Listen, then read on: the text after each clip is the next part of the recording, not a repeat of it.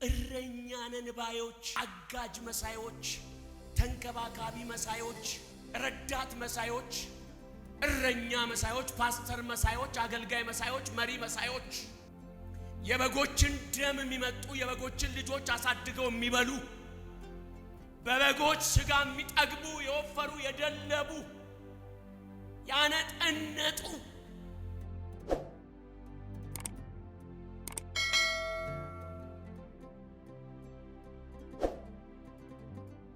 መጽሐፍ ቅዱሳችን ላይ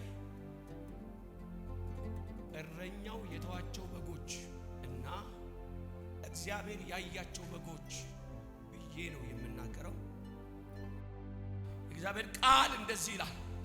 ሕዝቅኤል 34 ነው እንደዚህ የሚለው። የእግዚአብሔር ቃል ወደ እኔ እንዲህ ሲል መጣ። የሰው ልጅ ሆይ ትንቢት ተናገር፣ በእስራኤል እረኞች ላይ ትንቢት ተናገር፣ እረኞችንም እንዲህ በላቸው፣ ጌታ እግዚአብሔር እንዲህ ይላል፣ ራሳቸውን ለሚያሰማሩ ለእስራኤል እረኞች ወዮላቸው። እረኞች በጎችን ያሰማሩ ዘንድ አይገባቸውምን? ጫማውን ትበላላችሁ፣ ጠጉሩን ትለብሳላችሁ፣ የወፈሩትን ታርዳላችሁ፣ በጎቹን ግን አታሰማሩም። የደከመውን አላጸናችሁትም፣ የታመመውን አላከማችሁትም፣ የተሰበረውን አልጠገናችሁትም፣ የባዘነውን አልመለሳችሁትም፣ የጠፋውን አልፈለጋችሁትም። በኃይልና በጭቆና ገዛችሁ፣ እረኛም በማጣት ተበተኑ። ለምድር አራዊት ሁሉ መብል ሆኑ፣ ተበተኑ። በጎቼ በተራሮች ሁሉና በረዘመ ኮረብቶች ሁሉ ላይ ተቅበዝብዘዋል። በጎቼም በምድር ፊት ሁሉ ላይ ተበትነዋል። የሚሻም የሚፈልግም አልነበረም። በጎቼ ተበትነዋል ይላል የሰራዊት ጌታ እግዚአብሔር። ወደ ተራሮች ተበትነዋል ይላል የሰራዊት ጌታ እግዚአብሔር። በረጅም ኮረብታ ውስጥ ገብተዋል፣ ተደብቀዋል ይላል እግዚአብሔር። አንተ የእግዚአብሔር በግ ወዴት ነው ያለኸው? አንተ የእግዚአብሔር በግ የሚያሰማራ አጣ ሆይ፣ አንተ የእግዚአብሔር በግ የሚመራ እረኛ ጠፋ ሆይ፣ ታመህ የሚያስታምምህ፣ ደክመህ የሚያጽናና፣ ጠፍተህ የሚመልስህ አንተ የእግዚአብሔር በግ የት ነው ያለኸው? እናንተ እረኞች ጫማውን ትጫማላችሁ፣ ጸጉሩን ትለብሳላችሁ። የኢትዮጵያ እረኞች በጎችን ማሰማራት አይገባችሁም ነበርን? ሕዝቤ አባት አጥቷል ይላል የሰራዊት ጌታ እግዚአብሔር። ሕዝቤ መሪ አጥቷል ይላል የሰራዊት ጌታ እግዚአብሔር። የሚያግዘው አጥቷል ይላል የሰራዊት ጌታ እግዚአብሔር። ረዳት አጥቷል ሕዝቤ ይላል እግዚአብሔር። ሕዝቤ ታሟል፣ ሕዝቤ ከፍቶታል፣ ሕዝቤ ተሰብሯል፣ ሕዝቤ መግቢያ አጥቷል፣ ሕዝቤ ፈርቷል፣ ሕዝቤ ተሸሽጓል፣ ተደብቋል፣ እረኛ እንደሌለው በግ ሆኗል። እረኛ የለንም። ብንስትስ ብንሳሳትስ እንዴት ይፈረድብናል? አሳዳጊ የሌለው ልጅ ስነ ስርዓትና ስነ ምግባር የለው። አንደበቱ የረከሰ ስጋው የቀዘቀዘ ነው። ምክንያቱም አባት የለውም፣ ሃይባ የለውም። ከከፋው ማን ያጽናነዋል? ከታመመ ማን ያክመዋል? ከተዘበረ ማን ይጠግነዋል? ከጠፋ ማን ይበል? የራሱ ጉዳይ ይባላል። ተገኘሽ አልተገኘሽ አገልግሎት ላይ ድንቡጭ የሚልበት መሪ የለም። ስላንተ ግለሰብ አያማውም፣ ፓስተር ነቢይ አያማውም። ስላንተ የሚያማው አንድ ብቻ ነው። በንግስናው ላይ ተቀምጦ በዙፋኑ ላይ ቁጭ ብሎ በመላእክት ታጅቦ 24 ሽማግሌ እየሰገደለት ኪሩቤል ሱራፌል እያመለከው የእግዚአብሔር ዓይኖች ይቅበዘበዛሉ። ምንድነው ሲባል ልጄ ይላል። ምን ነው ሲል ይሄንን ልጄን ጠብቅ ብዬ ሰጠሁት እሱ ሆዳም ነው ይላል። ለራሳቸው ጫማ፣ ለራሳቸው ልብስ፣ ለራሳቸው ሆድ የሚኖሩ ናቸው እና ልጄን መጠበቅ ማሰማራት አይችሉም። ታዲያ እንዴት ትውልድ ብራዘር እረኛ የሌለው ትውልድ እንዴት አይባልግ? እንዴት አይጠፋ? እንዴት ቲክቶክ አይገዛው? እንዴት አይገዛው? እንዴት ሆሞሴክሹዋል እንዴት አይገዛው? ማን ነው እረኛው? የሆነ ሰው ተጠግቶ አለቃም ከሆነባችሁ ወይም ደግሞ መሪ ከሆነባችሁ ጥቅማችሁን ስለሚያውቅ እንጂ ጥቅማችሁን ካጎደላችሁ አውጥቶ እንደሚሸጣችሁ ታውቃላችሁ። አንዲት የእስራኤል ላም ገዝቻለሁ ብላችሁ ያችን የእስራኤልን ላም በቤታችሁ አስቀምጣችሁ እየቀለባችኋት ባለችበት ሰዓት ላይ ጥጃ ሰጥታ ወተት ካልሰጠቻችሁ ያችን የምታምር ላም የቤታችሁ ሞገስ የሆነችውን ያችን ላም የነጠፈች ነች፣ እቺ ወተት ልትሰጠን አትችልም ብላችሁ አውጥታችሁ ነው አይደል የምትሸጧት? ጥቅም ከሌለ የማትጠቅም ከሆነ ማንም ሰው አንተን ማገዝም አይችልም፣ አንተን መርዳትም አይችልም፣ አንተን ምንም ሊያደርግ አይችልም። የሆነ የሚጠቅም ነገር ካለ ብቻ። አሁን ማነብላችሁ ክፍል ተጠቀሙባቸው፣ ወፈሩባቸው፣ ደለቡባቸው። ከበጎቹ መካከል ጠቦቶቹ ተበሉ፣ እረኛንን የሚሉ ጠገቡ። እነዚህ እረኞች ይላል ከጭካኔያቸው የተነሳ ከበጎቹ የሚፈልጉትን ጠቅላላ ቦጥቡጠው ከበሉና ከጠገቡ በኋላ በጎቹን ለቀቋቸው፣ ተዋቸው፣ በተኗቸው። እዚህ ክፍል ላይ የማነባቸው ደግሞ እረኛንን ባዮች፣ አጋጅ መሳዮች፣ ተንከባካቢ መሳዮች፣ ረዳት መሳዮች፣ እረኛ መሳዮች፣ ፓስተር መሳዮች፣ አገልጋይ መሳዮች፣ መሪ መሳዮች፣ የበጎችን ደም የሚመጡ የበጎችን ልጆች አሳድገው የሚበሉ በበጎች ስጋ የሚጠግቡ የወፈሩ የደለቡ ያነጠነጡ በቤተ ክርስቲያናችን ለተሰገሰጉት እየተናገርኩ ነው። አለበለዚያ አናታችሁ ላይ ለተቆለሉት እየነገርኳቸው ነው። ለትልልቆች እንደ መርደኪዮስ ነው ንጉሱን ከዱላ ከሞት ያዳነው። ከሽፍቶቹ የታደገው መርደኪዮስ ነው። ገዳዮቹ ተደራድረው ሊገሉት ያሰቡት መርደኪዮስ አይቶ ነው እነዚህ ሊያጠፉት ነው ንጉስን ብሎ ጠቁሞ የተረፈው። ንጉሱ ግን ያለ ልክ ከፍ ያለው አጋጋዊ ሃማ ነው። የሰራው ሌላ፣ የተከበረው ሌላ፣ የሚደክመው ሌላ፣ የሚበላው ሌላ፣ የሚያመጣው ሌላ፣ የሚያሳድገው ሌላ፣ የሚበላው ግን ሌላ። ደም ጠርጎ ያሳደገ ሌላ፣ የበላ የቆረጠመ ሌላ።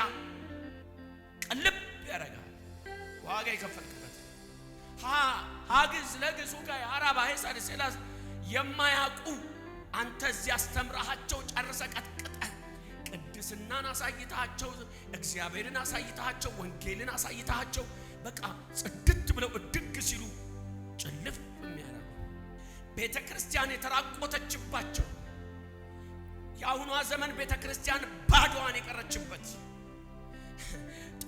ጥቅሙን ሲያዩ የሚናጠቁለት። አሁን ለደሃ ፍትጋ የለም፣ ለሀብታም ነው ፍትጋው። እከሌ ሀብታም እኛ ቸርች መምጣት አለበት፣ ሜጀር እከሌ ጋር መምጣት አለበት፣ ቪአይፒ ወንበር መሰጠት አለበት። አልሰጥህም፣ ከጓሮ ቁጭ በል። መኪና የሚኖር ሀብታሙን እዛ ቁጭ በል፣ በቃ አለቀ፣ እኩል ነህ። ቪአይፒ ብሎ ነገር የለም። ወዳቸው የዚህ ቤት አገልጋዮች አሉ፣ መሪዎች አሉ። ሲመጡ የሚሰጣቸው መሪ ናቸው፣ አገልጋይ ናቸው። እነዚህ ይሰጣቸው በቃ አለቀ። አብረው መታደጊያ ናቸው። ግን ሀብታም ስለሆንክ ቤት ስላቆምክ ፊት ለፊት መጣ አትቀመጥ። ውዚት ማን አንተ? እንደውም ልንገርህ እግዚአብሔር ሲመለከትህ አንተ መንግስተ ሰማያት ከምትገባ ግመል በመርፌ ቀዳዳ ይልሃል ኢየሱስ፣ ይልሃል ኢየሱስ። አሁን ፍትጊያው ባለጸጋን የመንጠቅ ሀብታምን የመንጠቅ ረጠብ ያለ ሀብታምና ገንዘብን ንጥቂያ፣ የሀብታም ንጥቂያ። ድሃውን አይናጠቁትም።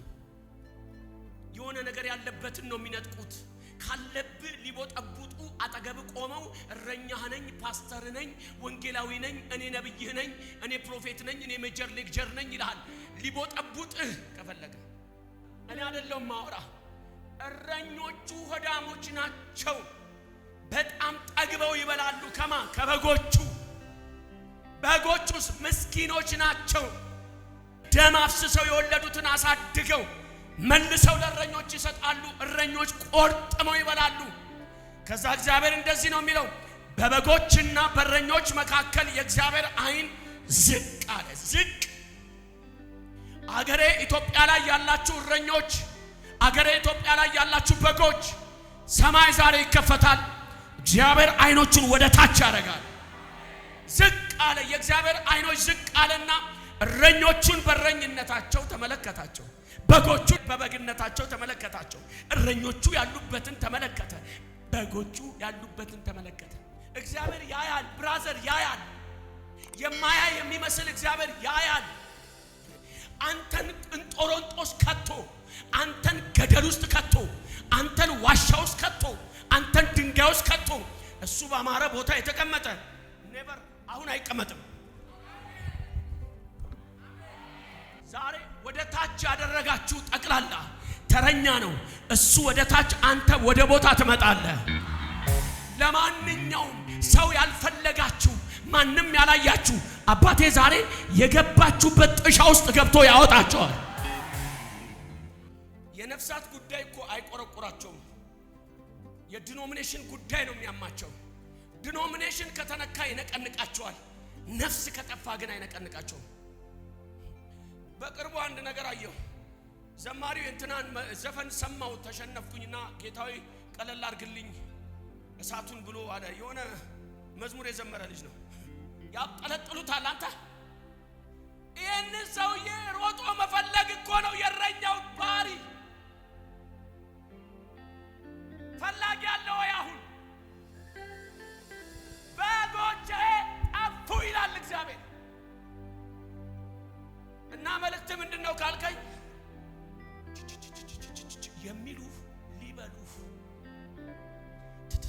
የሚሉ ሊበሉ የሚበላውን ነገር እስክትሰጣቸው ድረስ ጋጥ አድርገው ሲጨርሱ ይጥሉሃል፣ ይተውሃል።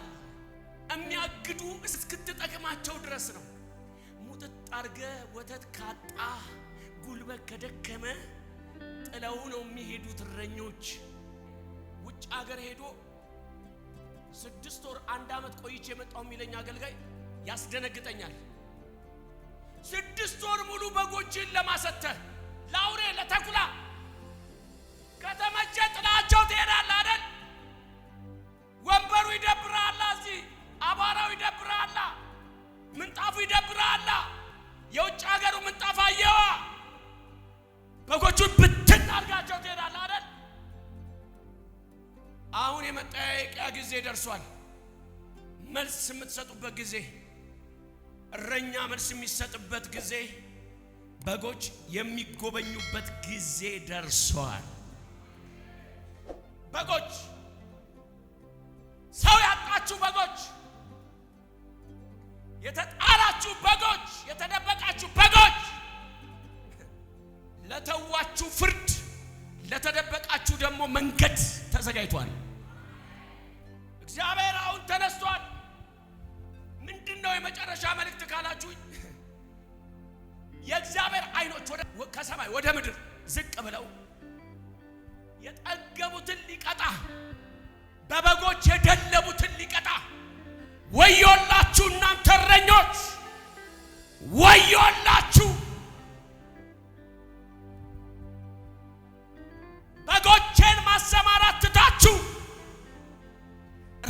በጎቻችሁን የምታሰማሩ ለራሳችሁ ምቾት የምታደላድሉ እኔ ወንድም በደንብ አውቃለሁ።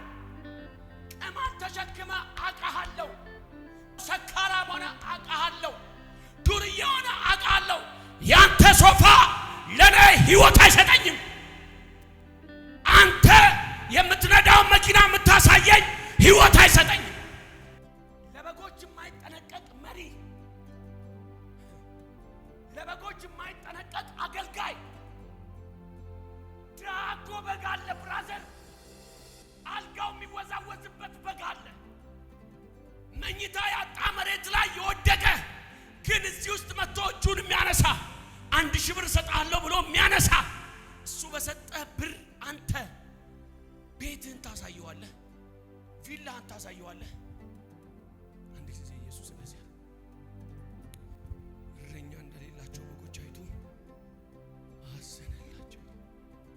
አሁን ነው የምናሳዝነው እኛ። አሁን ትልልቆቹ ንትርክ ውስጥ ገብተዋል። የበግ ሳይሆን የሃይማኖት፣ የበግ ሳይሆን የሥርዓት፣ የበግ ሳይሆን የቢዝነስ የፋይናንስ ንትር፣ የግንብ የመሬት የአፈር ንትርክ ውስጥ ገብተዋል። እና በጎቹ የሉም። ጉባኤ ውስጥ ያለ መስሏል ግማሹ እኮ አሁን እዚህ ውስጥ የለም። ወንበር ስለያዘ መሰለ የለም መሰላችሁ። ወንበር ይዞ የተቀመጠ ግማሹ ህዝብ እኮ የለም። ደግሞታል። ከዚህ ወጥቶ ምን ማድረግ እንዳለበት ያስባል። ብን ብላለች እኮ ይሄኔ የለችም። ብን ብላ ዱቄቷን እያሰበች ነው። ብን ብሎ ይሄኔ የሆነ ነገር እያሰበ ነው። ቸርች ነው የተቀመጠው። ግን ለዚህ ሰው ማን ነው እረኛው? ማን ነው ጋይድ የሚያደርገው? ማን ነው ይሄ ሰው የሚመራው? አይዞ የሚለው ሰው ማን ነው? በቃ እንቅበዘበዛለን የሆነ ነገር ፍለጋ። የማንሄድበት ቋጥኝ የለም፣ የማንሄድበት አፈር የለም። ረጃጅም በረዘመ ኮረብታ ውስጥ ቀላል እንዳይመስል ኮረብታ በረዘመ አግዘኝ እኔ አባት አቅቷቸው እረኛ ስለሌላቸው አባት ስለሌላቸው የት ታዲያ የአገሬ ፓስተር የት ነህ? የት ነህ አንተ መጋቢ? ህዝብ የት ነው ያለው? ሂዱ መሪዎቻችሁን አግኟቸው። አባቴ እንድትሆን እፈልጋለሁ በሉት። ሲከፋሽ ያውቀዋል። በኃጢአት ስትወድቂ ያውቀዋል። ስትሰበሪ ያውቀዋል። ስትታመም ያውቀዋል። መጽናናት አቅቶሽ ደግሞሽ ያውቀዋል። እረኛው የሆነ ነገር ሰብስባችሁ እስከሰጣችሁን ድረስ ነው የምናገለግላችሁ። ስታቆሙ እናቆማለን። እንደዚህ አይነት ትውልድ ነው የተፈጠረው። እግዚአብሔር ከሰማይ ሲመለከት በጎች በቃ ጭራቸውን ቆልፈው አንገታቸውን ደፍተው መራመድ አቅቷቸው ድንጋይ ስር ታከው ቆመው አየ እግዚአብሔር። እናንተ እረኞች ወዮላችሁ አላቸው። ስለ እያንዳንዱ በግ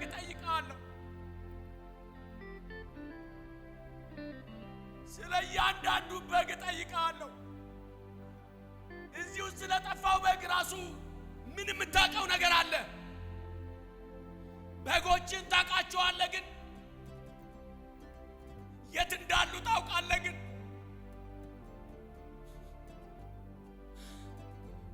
ስለ በጎች ታውቃለህ። እናንተ እረኞች ሰው የሆናችሁት በእነዚህ በጎች ነው።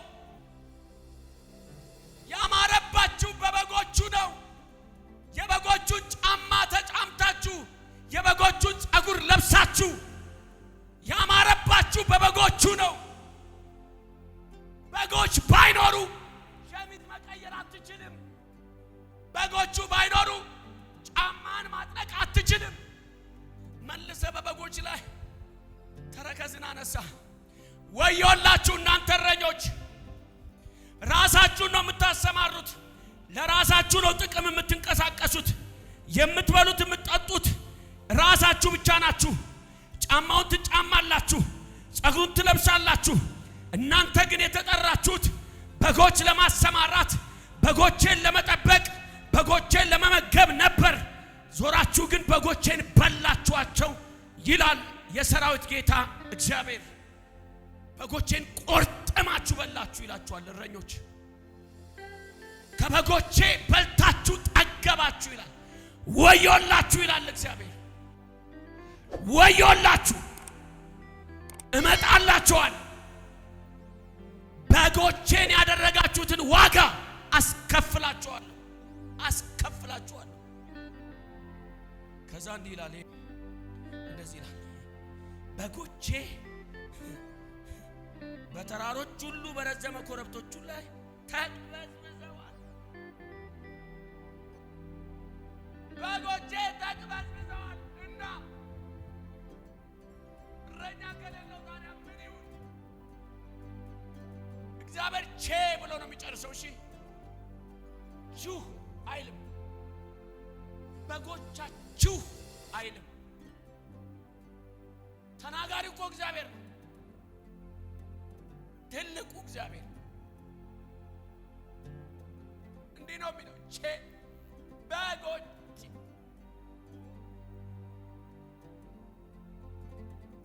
እግዚአብሔር አሁን የተቅበዘበዙ በጎችን እያየ ነው። መቅበዝበዝ ማለት ማረፊያ ማጣት ማለት ነው። ስፍራና ቦታ የሌላቸው ማለት ነው። ማረፊያ ይፈልጋሉ ግን የላቸውም። ውሃ ይፈልጋሉ ግን የሚያጠጣቸው የለም። መሰማሪያ ይፈልጋሉ ግን የላቸውም። እረኛዋን ያጣች በግ ታውቃላችሁ? ብዙ በጎች መካከል የነበረ ድንገት መንገድ ስታ ብቻዋን የቆመች በግ ታውቃላችሁ? ጮዋ ጮዋ ጮዋ መሸት ሲል ጥግ ይዛ ነው የምትቆመው። ከዛ እንዲህ ነው የምትለው፣ ጮዋ ጮዋ ደግሞ እንዲህ ነው የምትለው። አስበሃል? የወለድካት ልጅ ቤት ጠፍቶባት ስትንከራተት፣ ቤት ጠፍቶባት ስትንከራተት የአባቷ ቤት ጠፍቶ ስትንከራተት አስበሃል? ያም የሷ ቤት ነው የሚመስላት፣ ያም የሷ ቤት ነው የሚመስላት፣ ያም የሷ ቤት ነው የሚመስላት። የሷ ቤት እየመሰላት ሁሉ ጋር ትገባለች። ስትቀመጥ አባቷ ይመስላታል፣ በኋላ ግን አባቷ አይደለም። ለጥቂት ያሳርፏቸዋል እንጂ አባቶቻቸው አይደሉም። ለዛ ነው ኮስተር ኮስተር ብለው የሚያስወጣቸው። በጎቼ ተቅበዝብዘዋል።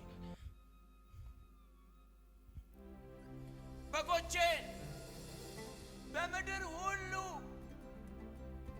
ሁሉ ፊት ተበትነዋል። እዛም ብትሄድ ታገኘዋለህ፣ ሻሸመኔ ብትሄድ ታገኘዋለህ፣ አዲስ አበባ ብትሄድ ታገኘዋለህ፣ ለቀምትም ብትሄድ ታገኘዋለህ፣ ሆሳናም ታገኘዋለህ፣ ሐዋሳም ታገኘዋለህ። በጎቼ ተበትነዋል። የት? በምድር ሁሉ ፊት። ለምን? የት ይቀመጡ? የት ይኑሩ? አባት እንዲህ ይላል፣ በጎቼ፣ አረ በጎቼ የሚሻቸውም የሚፈልጋቸውም አልነበረም፣ አይኖርም። በቃ እቅጩን ልንገርህ፣ የሚፈልግ የለም።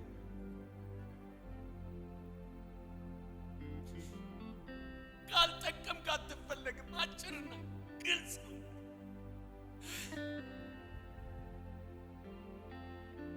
ትሞታለህ እንጂ ፈላጊ የለም።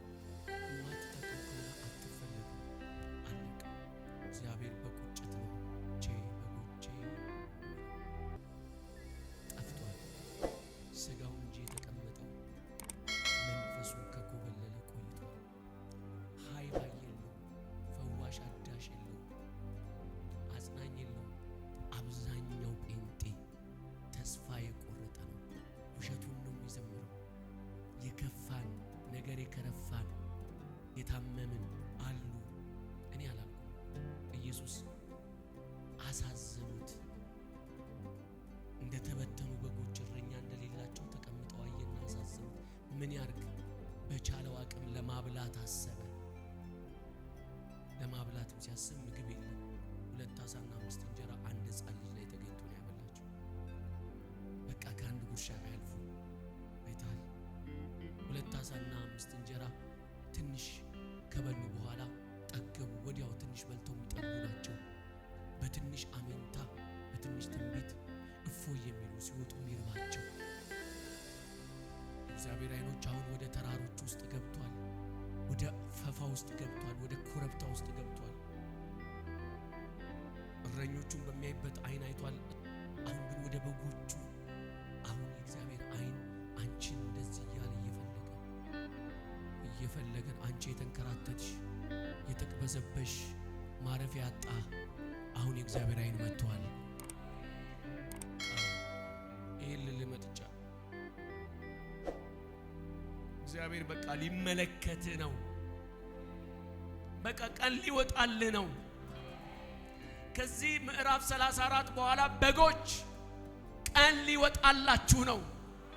ምክንያቱም አሁን የሰው ድጋፍ አልተቻለም አይደል? የአምላክ ድጋፍ ሊንቀሳቀስ ነው። አምላክ ራሱ የተቅበዘበዙትና የደከሙትን በየጥሻ ውስጥና በየኮረብታ ውስጥ የተደበቁትን በጎቼን ሰብሳቢ የሌላቸው እረኛ የሌላቸው በጎቼ እኔ ግን አለው ይላል የሰራዊት ጌታ እግዚአብሔር።